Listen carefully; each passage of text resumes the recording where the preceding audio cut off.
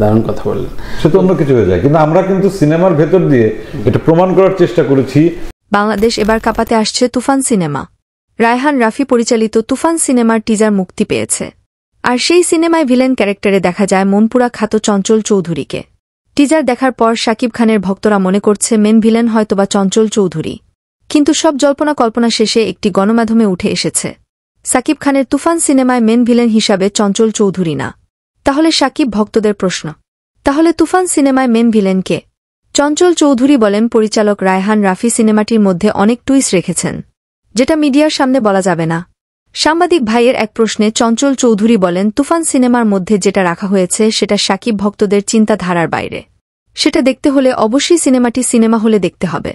তো প্রিয় ভিউয়ার্স, যারা শাকিবিয়ানরা আছেন, কে কে এই তুফান সিনেমা দেখার অপেক্ষায় রয়েছেন, তারা নিজেদের মতামত কমেন্ট করে আমাদের জানাতে পারেন।